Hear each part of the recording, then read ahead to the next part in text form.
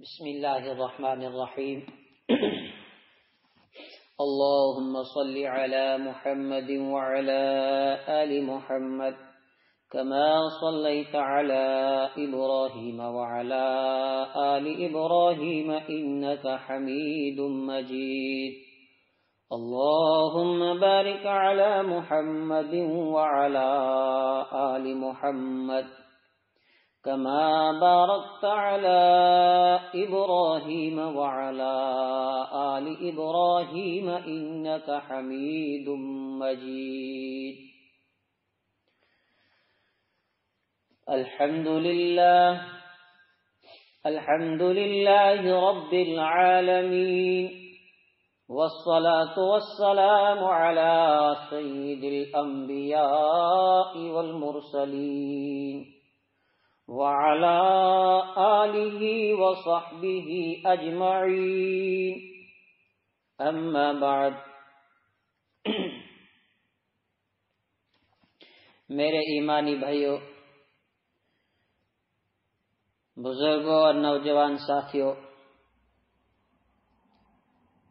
آج کی سیرت کی مجلس میں بات کریں گے کہ مکہ میں ناپاک مشرک آئے کہاں سے۔ اس میں کوئی شک نہیں کہ مشرکوں اور کافروں نے ظلم کرنے میں کوئی کسر نہیں چھوڑی تھی، اور صحابہ کرام بھی صبر و استقامت اور ہمت و برداشت کے ایسے پہاڑ بن گئے تھے کہ کوئی ایک بھی قصہ تاریخ میں ایسا نہیں آ سکا کہ مار پیٹ اور مصیبتوں پریشانیوں کی وجہ سے کسی ایک ایمان والے کے ایمان میں بھی دراڑ آ گئی ہو۔ آگ کے انگارے ان کی چربیوں سے بجھ تو گئے، لیکن ایمان کے دیے کو بجھاتے تو کیا، پھونک مارنے کی بھی کوئی سوچ نہ سکا۔ یہ سب کچھ صحیح ہے، لیکن یہاں ایک بڑا سوال پیدا ہوتا ہے کہ جو مکہ کی تاریخ جاننے والے اور تاریخ پڑھنے والے ہر آدمی کے دل میں ضرور انگڑائی لیتا ہوگا، وہ سوال یہ ہے کہ مکہ کے لوگ تو موحد اعظم سیدنا حضرت ابراہیم علیہ السلام اور ان کے بیٹے اونچی شان والے نبی حضرت اسماعیل علیہ السلام کے خاندان کے لوگ تھے۔ کچھ دوسرے قبیلے بھی دائیں بائیں سے آئے، لیکن وہ بھی ان کے رشتہ دار بن گئے اور انہی میں گھل مل گئے تھے، اور کئی سالوں سے مکہ میں حکومت بھی انہی قریشیوں کی تھی۔ پھر ان میں یہ شرک کہاں سے آ گیا؟ نبیوں کی اولاد اتنی بگڑ گئی کہ کفر و شرک تک پہنچ گئی، ایسا کیوں اور کیسے ہوا؟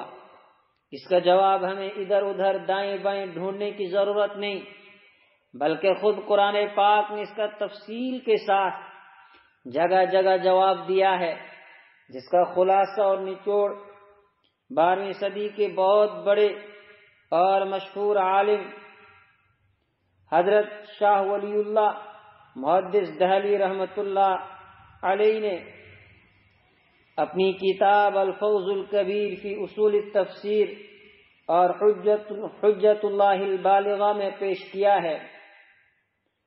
ہم بھی اسی کے مطابق ایک جھلک دکھانے کی کوشش کریں گے۔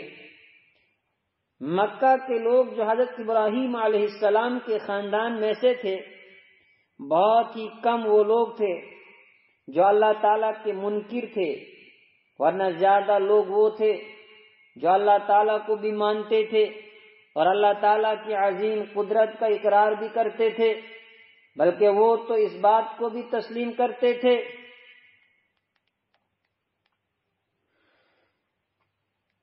کہ بڑے سارے کام صرف اللہ تعالیٰ ہی اپنی قدرت سے انجام دیتے ہیں۔ خود قرآن کریم اعلان کرتا ہے وَلَئِن سَأَلْتَهُم مَّنْ خَلَقَ السَّمَاوَاتِ وَالْأَرْضَ لَيَقُولُنَّ اللَّهُ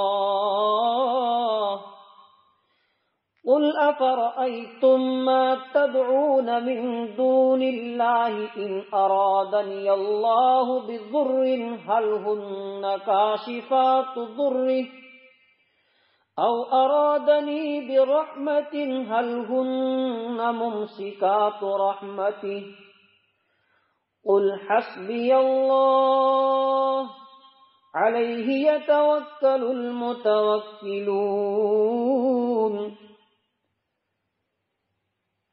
اور اگر تم ان سے پوچھو کیا آسمانوں کو اور زمین کو کس نے پیدا کیا ہے، تو وہ ضرور یہی کہیں گے کہ اللہ نے۔ ان سے کہو ذرا مجھے یہ بتاؤ کہ تم اللہ کو چھوڑ کر جن کو پکارتے ہو، اگر اللہ مجھے کوئی نقصان پہنچانے کا ارادہ کر لے تو کیا یہ اس کو نقصان پہنچانے سے، کیا یہ اس کے پہنچائے ہوئے نقصان کو دور کر سکتے ہیں؟ یا اگر اللہ مجھ پر مہربانی فرمانا چاہے تو کیا یہ اس کی رحمت کو روک سکتے ہیں؟ کہو کہ میرے لیے اللہ ہی کافی ہے، بھروسہ رکھنے والے اسی پر بھروسہ رکھتے ہیں۔ وَلَئِن سَأَلْتَهُم مَّنْ خَلَقَ السَّمَاوَاتِ وَالْأَرْضَ وَسَخَّرَ الشَّمْسَ وَالْقَمَرَ لَيَقُولُنَّ اللَّهُ فَأَنَّىٰ يُؤْفَكُونَ۔ اور اگر تم ان سے پوچھو کہ کون ہے جس نے آسمانوں اور زمین کو پیدا کیا اور سورج اور چاند کو کام پر لگا دیا، تو وہ ضرور یہ کہیں گے اللہ نے۔ پھر آخر یہ لوگ کہاں سے اوندھے پڑتے ہیں۔ وَلَئِن سَأَلْتَهُم مَّن نَّزَّلَ مِنَ السَّمَاءِ مَاءً فَأَحْيَا بِهِ الْأَرْضَ مِن بَعْدِ مَوْتِهَا لَيَقُولُنَّ اللَّهُ قُلِ الْحَمْدُ لِلَّهِ بَلْ أَكْثَرُهُمْ لَا يَعْقِلُونَ۔ اور اگر تم ان سے پوچھو کہ کون ہے جس نے آسمان سے پانی برسایا پھر اس کے ذریعے زمین کے مردہ ہونے کے بعد اسے زندگی بخشی، تو ضرور کہیں گے کہ اللہ۔ کہو الحمدللہ، لیکن ان میں سے اکثر لوگ عقل سے کام نہیں لیتے، بلکہ سورہ یونس میں اس سے بھی آگے کی بات تسلیم کرنے کو خود قرآن پاک بیان کر رہا ہے۔ غور کیجئے، قُلْ مَن يَرْزُقُكُم مِّنَ السَّمَاءِ وَالْأَرْضِ أَمَّن يَمْلِكُ السَّمْعَ وَالْأَبْصَارَ وَمَن يُخْرِجُ الْحَيَّ مِنَ الْمَيِّتِ وَيُخْرِجُ الْمَيِّتَ مِنَ الْحَيِّ وَمَن يُدَبِّرُ الْأَمْرَ فَسَيَقُولُونَ اللَّهُ فَقُلْ أَفَلَا تَتَّقُونَ۔ اے پیغمبر، آپ ان مشرکین سے کہیے کون ہے جو تمہیں آسمان اور زمین سے رزق پہنچاتا ہے، یا بھلا کون ہے جو سننے اور دیکھنے کی قوتوں کا مالک ہے، اور کون ہے جو جاندار کو بے جان سے اور بے جان کو جاندار سے باہر نکال لاتا ہے، اور کون ہے جو ہر کام کا انتظام کرتا ہے؟ تو یہ لوگ کہیں گے کہ اللہ۔ تو تم ان سے کہو کہ کیا پھر بھی تم اللہ سے نہیں ڈرتے؟ فَذَلِكُمُ اللَّهُ رَبُّكُمُ الْحَقُّ فَمَاذَا بَعْدَ الْحَقِّ إِلَّا الضَّلَالُ فَأَنَّىٰ تُصْرَفُونَ۔ پھر اے لوگو، وہی اللہ ہے جو تمہارا مالک برحق ہے، پھر حق واضح ہو جانے کے بعد گمراہی کے سوا اور کیا باقی رہ گیا؟ اس کے باوجود تمہیں کوئی کہاں الٹا لیے جا رہا ہے، بلکہ آپ حیران ہو جائیں گے کہ وہ یہ بھی عقیدے رکھتے تھے کہ ہمارے خدا بس چھوٹے چھوٹے کام سفارش کر کے کروا سکتے ہیں، بڑے بڑے کاموں اور بڑی بڑی مصیبتوں میں اللہ تعالیٰ کی ذات کے علاوہ کوئی دوسرا بالکل کام نہیں آ سکتا۔ قرآن کریم نے یہ مضمون کئی جگہوں پر بیان کیا ہے، اور کیا ان کے عجیب قسم کے عقیدے ہیں. مثلا اگر ان کی کشتی سمندر میں ہوتی ہے تو سمندر میں طوفان آ جاتا ہے، تو اس وقت کشتیاں چلانے والا ملاح بھی اعلان کرتا ہے اب تمہیں ان مصیبتوں سے سوائے اللہ تعالیٰ کے کوئی نہیں بچا سکتا. پھر سارے شرک کو چھوڑ کر ہر ایک سے الگ ہو کر ایک اکیلے اللہ تعالیٰ کے آگے جھولی پھیلا کر دعا کرتے اور وعدہ بھی کرتے کہ اگر ہم بچ گئے اور کنارے لگ گئے تو ضرور ہم اپنے مالک کے شکر گزار بندے بن جائیں گے. لیکن جس وقت کشتی کنارے لگتی پھر اسی شرک کے دلدل میں پھنس جاتے ہیں. 2-3 آیتیں اس مضمون کی بھی آپ دیکھ لیں، سن لیں. قُلْ مَن يُنَجِّيكُم مِّن ظُلُمَاتِ الْبَرِّ وَالْبَحْرِ تَدْعُونَهُ تَضَرُّعًا وَخُفْيَةً لَئِنْ أَنْجَانَا مِنْ هَٰذِهِ لَنَكُونَنَّ مِنَ الشَّاكِرِينَ. کہو خشکی اور سمندر کی تاریکیوں سے اس وقت کون تمہیں نجات دیتا ہے جب تم اسے گڑ گڑا کر اور چپکے پکارتے ہو اور یہ کہتے ہو اگر اس نے ہمیں اس مصیبت سے بچا لیا تو ضرور بھی ضرور شکر گزار بندوں میں شامل ہو جائیں گے. قُلِ اللَّهُ يُنَجِّيكُم مِّنْهَا وَمِن كُلِّ كَرْبٍ ثُمَّ أَنتُمْ تُشْرِكُونَ. آپ فرما دیجئے اللہ تعالیٰ ہی تم کو اس سے نجات دیتا ہے اور ہر ایک مصیبت سے پھر بھی تم شرک کرنے لگ جاتے ہو. هو الذي يسيركم في البر والبحر حتى إذا كنتم في الفلك وجرين بهم بريح طيبة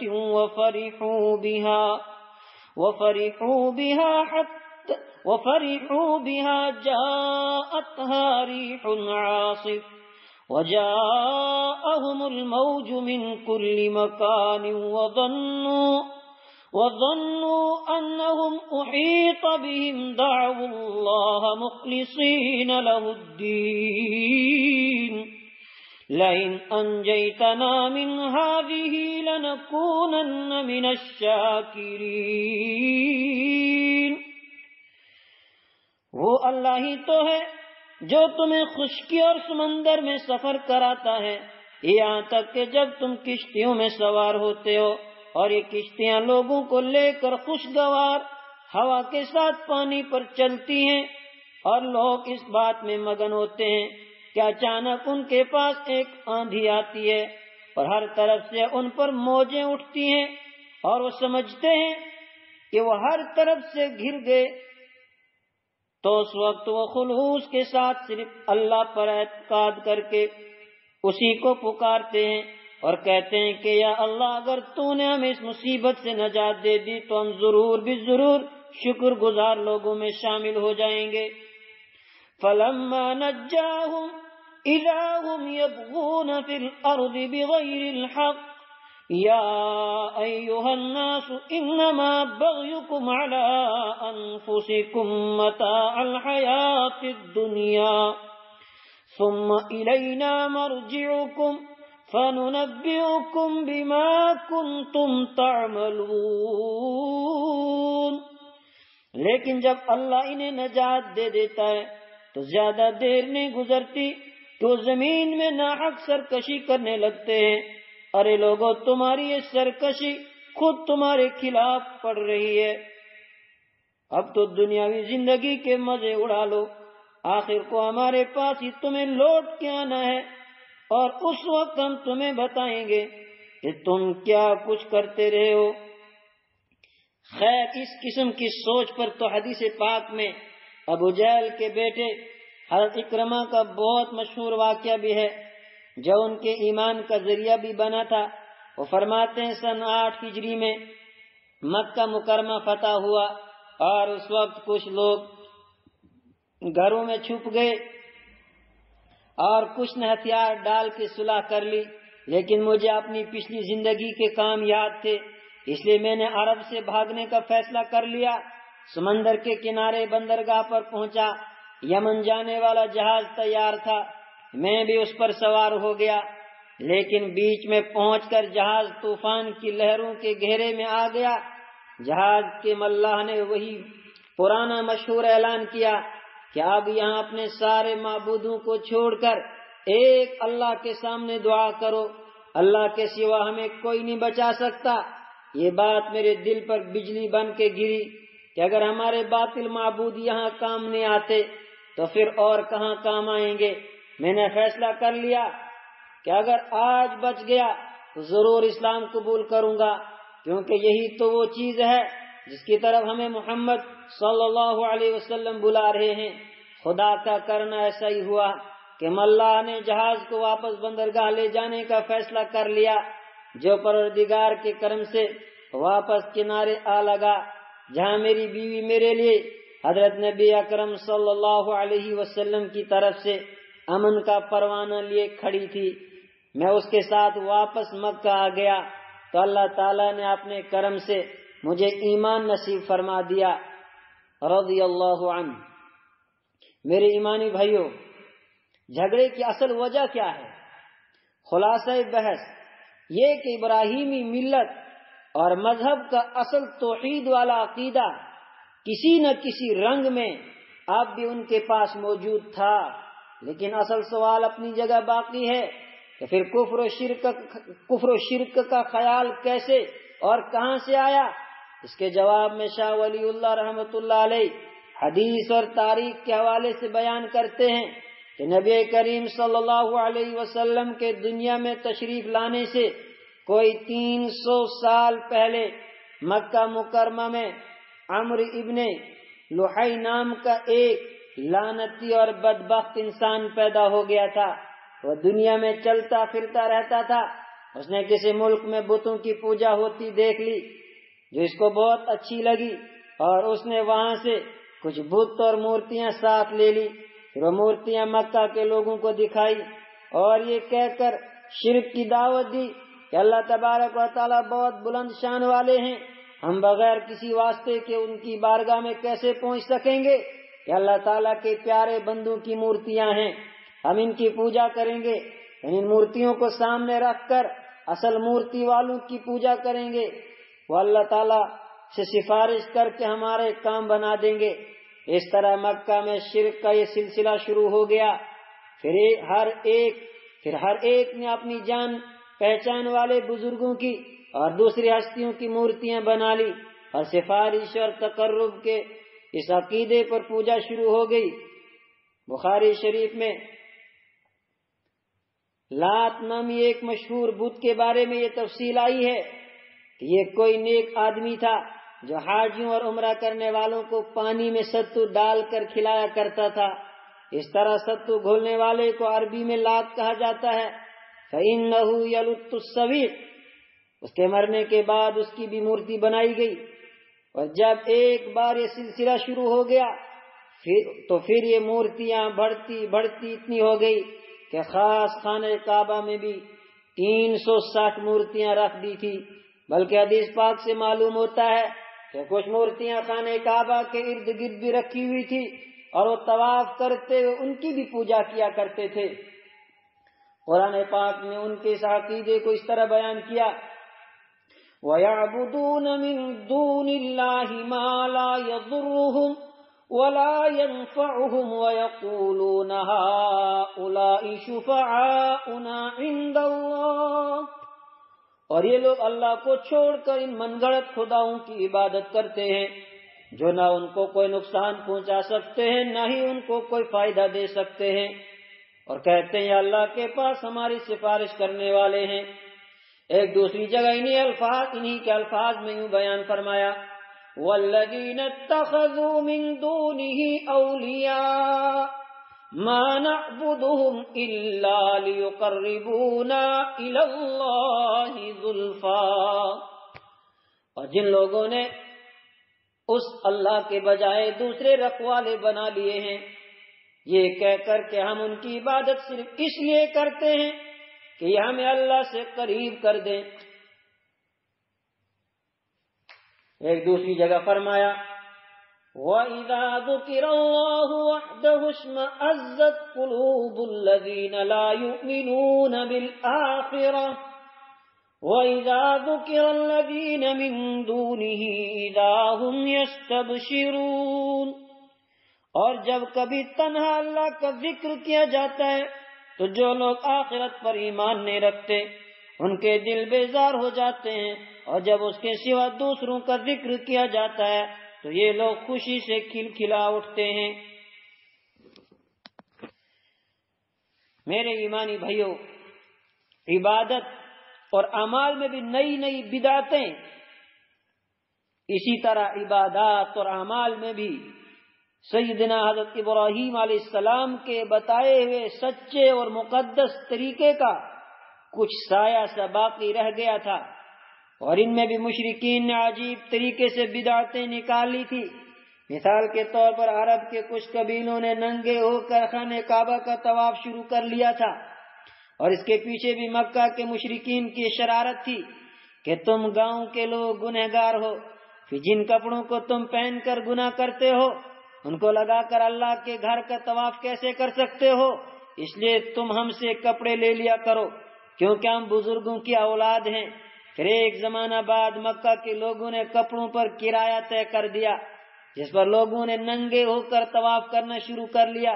قرآن پاک نے اس کے بارے میں فرمایا قُلْ مَنْ حَرَّمَ زِينَةَ اللَّهِ الَّتِي أَخْرَجَ لِعِبَادِهِ وَالطَّيِّبَاتِ مِنَ الرِّزْقِ قُلْ هِيَ لِلَّذِينَ آمَنُوا فِي الْحَيَاةِ الدُّنْيَا خَالِصَةً يَوْمَ الْقِيَامَةِ كَذَلِكَ نُفَصِّلُ الْآيَاتِ لِقَوْمٍ يَعْلَمُونَ۔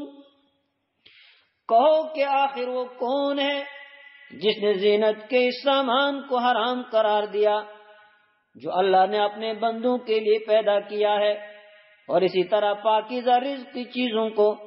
کہو کہ جو لوگ ایمان رکھتے ہیں ان کو یہ نعمتیں جو دنیاوی زندگی میں ملی ہوئی ہیں قیامت کے دن خالص انہی کے لیے ہوں گی۔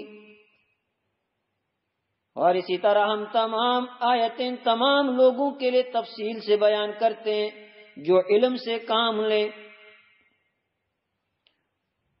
اور اسی طرح مکہ کے لوگ حج اور عمرہ بھی کیا کرتے تھے، لیکن حج والے دن باقی سب لوگ عرفات جا کے توبہ تائب ہوتے تھے، لیکن یہ عرفات جانے کے بجائے مزدلفہ میں ہی کچھ دیر بیٹھ کر واپس آ جاتے تھے اور کہتے تھے کہ ہم کو توبہ کرنے کی کیا ضرورت ہے، ہم تو ہیں ہی بخشے بخشائے۔ قرآن پاک نے اس بیوقوفانہ خیال کو سدھارتے ہوئے فرمایا ثم افیضوا من حیث افاض الناس واستغفروا اللہ ان اللہ غفور رحیم۔ تم اسی جگہ سے ہو کر آؤ جہاں سے عام لوگ ہو کر آتے ہیں، اور اللہ سے مغفرت مانگو، بے شک اللہ بہت بخشنے والا بڑا مہربان ہے۔ اور مینا میں 3 دن اللہ تعالیٰ کا ذکر چھوڑ کر صرف باپ دادا کی صفتیں اور ان کی بڑائی بیان کرنے اور مشاعرہ کرنے کو عبادت سمجھتے تھے۔ اس کے بارے میں قرآن پاک نے مومنوں کو تعلیم دیتے ہوئے فرمایا فَإِذَا قَضَيْتُم مَّنَاسِكَكُمْ فَاذْكُرُوا اللَّهَ كَذِكْرِكُمْ آبَاءَكُمْ أَوْ أَشَدَّ ذِكْرًا۔ پھر جب تم اپنے حج کے کام پورے کر چکو تو اللہ کا اسی طرح ذکر کرو جیسے تم اپنے باپ دادوں کا ذکر کیا کرتے ہو، بلکہ اس سے بھی زیادہ ذکر کرو۔ اور اسی طرح اپنے مال و دولت، غلہ، اناج اور دوسری چیزوں میں خیرات بھی نکالتے تھے، جس کو ہم زکوٰۃ بھی کہہ سکتے ہیں، لیکن اس میں یہ طریقہ نکال لیا تھا کہ اپنی ساری آمدنی میں سے جو خیرات کرنی ہوتی تھی اس کو 2 حصوں میں بانٹ لیتے تھے، پھر ایک حصہ صرف اللہ تعالیٰ کے نام پر غریب، یتیم وغیرہ کو دے دیتے تھے، لیکن ایک حصہ غیر اللہ کے نام پر مذہبی لوگوں کو، یعنی جو مذہب کے نام پر ہی پلتے تھے انہیں دیتے تھے، لیکن جتنا غیر اللہ سے ڈرتے تھے اتنا اللہ تعالیٰ سے نہیں ڈرتے تھے۔ اس بیہودہ خیال اور عقیدے کو بیان کرتے ہوئے قرآن کریم فرماتا ہے وَجَعَلُوا لِلَّهِ مِمَّا ذَرَأَ مِنَ الْحَرْثِ وَالْأَنْعَامِ نَصِيبًا فَقَالُوا هَذَا لِلَّهِ بِزَعْمِهِمْ وَهَذَا لِشُرَكَائِنَا فَمَا كَانَ لِشُرَكَائِهِمْ فَلَا يَصِلُ إِلَى اللَّهِ وَمَا كَانَ لِلَّهِ فَهُوَ يَصِلُ إِلَى شُرَكَائِهِمْ سَاءَ مَا يَحْكُمُونَ۔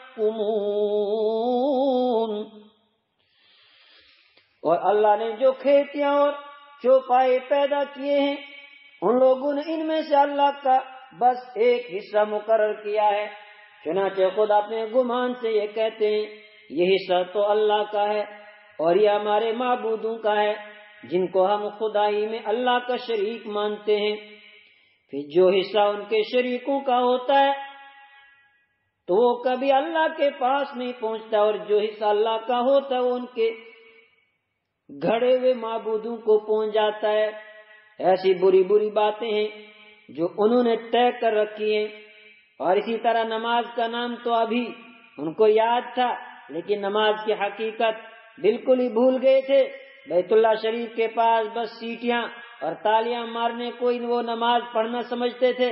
قرآن پاک نے بیان فرمایا وَمَا كَانَ صَلَاتُهُمْ عِندَ الْبَيْتِ إِلَّا مُكَاءً وَتَصْدِيَةً فَذُوقُوا الْعَذَابَ بِمَا كُنتُمْ تَكْفُرُونَ۔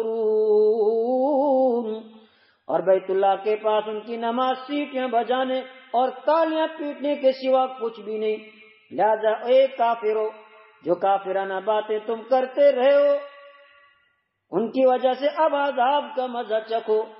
بس کچھ اسی طرح کا حال باقی عبادتوں کا بھی ہو گیا تھا، حالانکہ وہ آج بھی اپنے آپ کو پکا موحد یعنی توحیدی اور حضرت ابراہیم علیہ السلام کے مذہب پر چلنے والا حنیف یا حنفا کہتے تھے، جبکہ مسلمانوں کو اور رحمت عالم صلی اللہ علیہ وسلم کو بزرگوں کے راستے سے ہٹا ہوا اور بزرگوں کی مخالف خیال کرتے تھے، خاص کر سیدنا حضرت ابراہیم علیہ السلام کے دین کو چھوڑنے والا مانتے تھے۔